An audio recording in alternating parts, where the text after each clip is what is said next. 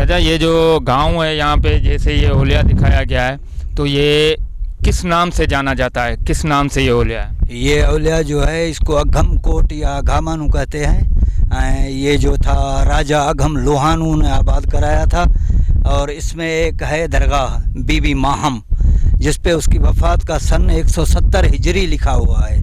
इससे आप अंदाज़ा लगाएं कि ये अरबों के अवाइली दौर में ये शहर आबाद था, यहाँ बंदे बसते थे। लेकिन हम जो भी चलते हैं यहाँ तारीख़ में हिस्ट्री जो भी है उसमें सिर्फ़ एक ही नाम आता है, मखदूम इस्माइल सुमरो जो बुज़ुर्ग है उसका नाम आता है कि वो बहुत ही दयावान था, उसके दीनी मदारिस चलते थे, यहाँ हज़ारों बच्चे दीनी तालीम लेते थे, सिर्फ उसका ज़िक्र आता है।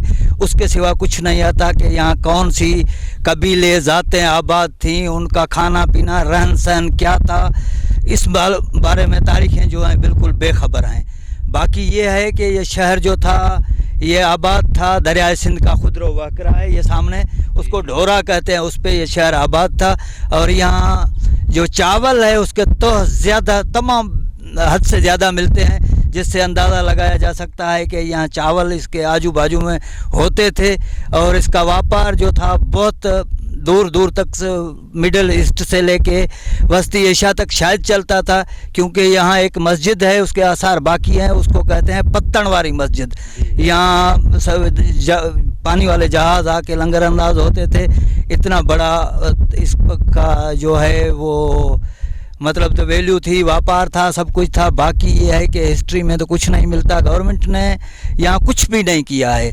सिर्फ पिछले पीपी के दौर में सिर्फ ये बोर्ड सामने लगे हैं, आपने देखे हैं ईंटों के, वो लगाए गए हैं जिन पे कुछ नाम लिखने थे, वो भी उन्होंने नहीं लिखे। यहाँ पे चुने हुए जो नुमाइंदे हैं अपने जैसे कि तो उन्होंने कुछ भी नहीं किया अभी तक। नुमाइंदे ने भी अभी तक यहाँ कुछ नहीं किया है। ये सामने शहर की जामे मस्जिद है, आप देखें सतह ज़मीन से कोई 20-22 फुट ऊपर इसका जो बुनियाद है उस वो भी 1988 में इसका मेहराब था, छत नहीं थी। लेकिन अब इसकी कोई दीवार भी सलामत नहीं बची है। हो सकता है आइंदा 1-2 सालों बरसों में ये बिल्कुल आसार ख़त्म हो जाए, मस्जिद के नहीं मिले हमें, हमारा आने वाला नस्ल ये आसार न देख सके। बाकी ये आप देखें यहाँ सीम तो नहीं है, मैं नहीं कह सकता ने थोर ने इन जो टीले हैं दड़े जो हैं मिट्टी के, इनका कैसा हशर किया है। हो सकता है 1-2 बरस में ये भी बिल्कुल ख़त्म हो जाएं। नहीं, पहले हम जब यहाँ पे आए थे ना तो दरगाह का काम चल रहा था, वो काम कौन करवा रहा था? यहाँ पे ये दरगाह है हज़रत शाह अब्दुल मजीद, इसके लोहाना गुलाब लिगारी में हिंदू बिरादरी है, लोहाना वाणी उनको कहते हैं, वो इसके मोतकद हैं, मुरीद हैं, वो यहाँ पे खैरातें भी करते रहते हैं। और ये सारा काम जो है आपने सिर्फ कलर देखा होगा, लेकिन ये मेरे ख्याल में 75 या 76 में ये दरगाह बिल्कुल मनहदम होने में पे थी। ये दोबारा बुनियाद से लेकर ऊपर तक नहीं बनाई गई है सारी दरगाह। और यहाँ पे कहा जाता है कि वतायो फ़कीर भी यहाँ पे शायद उसकी मस्जिद वगैरह थी, यहाँ का मस्कन था, बाद में शायद वो चला गया यहाँ से। उसकी 2 कहावतें जो रिवायतों में आती हैं, एक तो बोलते हैं कि पाटोली जो थे मेमन वो बिल्कुल साहूकार थे और उनकी औरतें जो इतनी मगरूर थीं कि वो बच्चा उनका जब कोई पाखाना करता था तो वो रोटी से सफ़ा करती थी। तो वताए फ़कीर ने उस पर कहा था कि कंधियों अघामाने जो मेमण्याणियों करेंगी अघामाने की मेमण्यानी और भुगतेंगे मैं और मेरी माँ। ये कहावत वताए फ़कीर की है। यहाँ का हाकम था उनके लोहानों के दौर में मोको बिन वसायो, हाँ उसने मोहम्मद बिन कासम का वहाँ पे चंबड़ की साइड में उसके मोहम्मद बिन कासम का उसने क्या कहते हैं अदरबा किया था, आजियाँ की थी, उसको खिराज दिए थे। तो हमारा जो आजू बाजू है इसमें डरपोक आदमी को कहते हैं तू तो कोई माकू है। सही ये भी दूसरी कहावत है यहाँ उस मोको बिन वसायो के पीछे।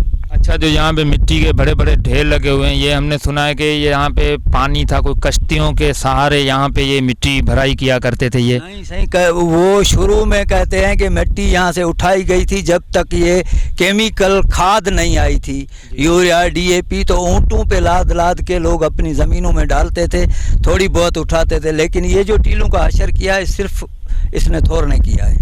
अच्छा, तो आप ये बाकायदा कहते हैं कि हुकूमत ने यहाँ पे कुछ भी नहीं किया? चुने नुमाइंदों ने अभी तक कुछ नहीं किया है। हाँ, आर्कियोलॉजी वाले आए हैं 2-4 मरतबा, जैसे कलीम लाशारी है, डॉक्टर नवाज अली शौक है, बंदे ने उनको चाय शाय भी पिलाई थी, लेकिन वो अपना TAD बना के कागज़ों का काम बना के गए, उन्होंने कुछ नहीं किया। आज तक किसी ने लौट के नहीं देखा कि इन आसारों का क्या हुआ।